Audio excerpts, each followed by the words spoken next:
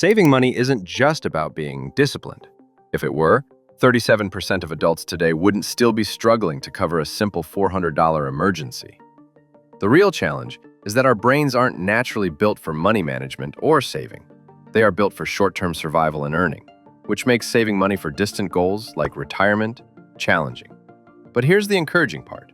Researchers have found a method you can set up in under a week, and it's been shown to boost savings by as much as 81%. There are two simple behavioral tweaks that can protect you from that dreaded $400 emergency. First, set up automations that make saving the default. Second, add just enough friction so overspending feels inconvenient. These aren't quick-fix hacks. They're evidence-based strategies that actually work.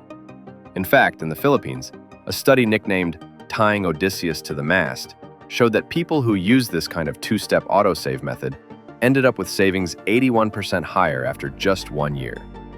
That's the kind of change that reduces stress instead of adding to it. But here's the real question. If it works, why isn't everyone doing it? It's not that people don't know saving matters, it's that the system is stacked against them. A 2022 Bankrate survey found that 56% of Americans couldn't cover a $1,000 emergency with savings. And even for those who can, wealth slips away because our payment systems are designed for speed.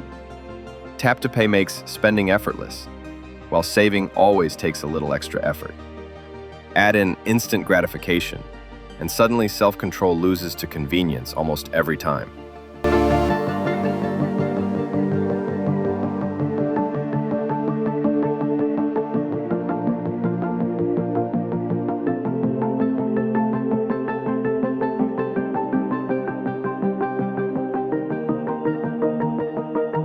According to that same Bankrate report, nearly 60% of college graduates could cover a $1,000 emergency, and so could more than half of people earning $50,000 or more a year.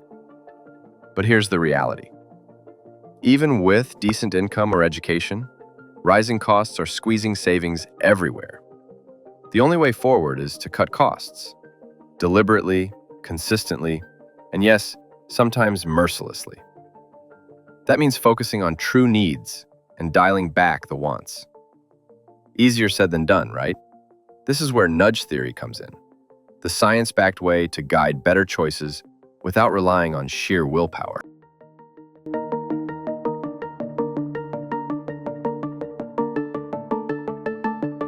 The first step is simple. Make saving automatic and just a little hard to undo. Because when saving is the default, you don't have to rely on willpower every month. Start with something simple. Set up an auto transfer on payday. The moment money hits your checking account, have a fixed amount move straight into savings or investments. The earlier in the day, the fewer chances you'll tell yourself, "I'll do it later." In fact, in the UK, automatic pension enrollment has led to nearly 8 in 10 employees now participating in workplace plans, simply because of the default auto transfer. Then there's auto-escalation. Each time your salary increases, raise your savings rate by 1 or 2%. You won't feel it today, but over time, it builds serious momentum. This idea, called "save more tomorrow," is one of the most widely replicated successes in behavioral finance. Another powerful tool is a commitment account. Pick a short-term target, like building a $500 buffer over the period of 90 to 180 days. Use an account that's a little harder to tap into, whether it's a locked pot, a CD, or a term deposit. In the Philippines, a study showed that people who used this design saved 81% more than the other group in just 1 year. That's not luck or repeated willpower. That's structure. You can also take advantage of default roundup savings. Some banks and apps automatically round purchases to the nearest dollar and move the spare change into savings. It feels invisible, but adds up. In the US, users of Acorns save around $30 to $40 a month this way, without even realizing it. And then there's labeling. Instead of one bland account called Savings, create sub-accounts with names like Emergency Fund, Vacation 2026, or Debt Freedom. Richard Thaler's work on mental accounting shows that when money feels tied to a purpose, we're less tempted to touch it. Finally, gamify the process. Add streaks, milestones, or progress bars. Just like apps keep you hooked on fitness or language learning, these small psychological cues can keep you hooked on saving. One UK fintech saw savings deposits rise significantly when they added visual streaks to recurring transfers. The apps that immediately come to mind include Fortune City, Revolut, and Yada. But here's the catch. If you set up savings on one side, but keep swiping your credit card on the other, it's like bailing water from a boat while drilling a new hole in the bottom. You're not moving forward. You're just shifting the leak. That's why automation alone isn't enough.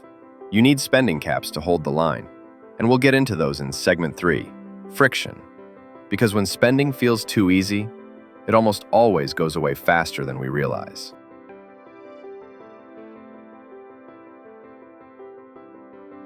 Start by changing your payment methods. For daily spend like food apps, coffee, or cabs, use cash or a prepaid wallet instead of tap to pay. Studies show that when you swipe or tap, your brain barely registers the cost. But hand over 3 $100 notes for a dinner bill, and suddenly, it feels heavier. That weight is what keeps you mindful. Next, delete your saved cards from your top 3 spending apps. Yes, it's annoying to type in 16 digits every time, but that tiny speed bump kills a surprising number of impulse buys. Think about it. How many late-night food orders would you really follow through on if you had to get out of bed? Find your card and enter the details. That's friction at work, slowing down the reflex, long enough for your rational brain to catch up. Another smart step is partitioning your income into labeled buckets by purpose.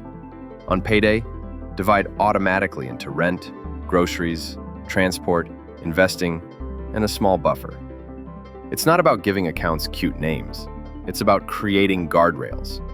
For example, once your groceries bucket runs low, you immediately know it's time to rein in takeout, not raid money meant for investments. This way, overspending in one area doesn't silently drain your future. Use apps like MoneyPlus that helps you visualize and organize your daily spendings.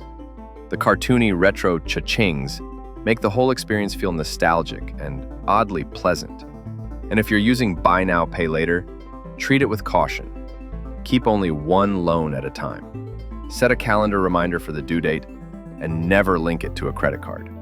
Regulators in the US and UK are already warning about stacking small loans into big problems.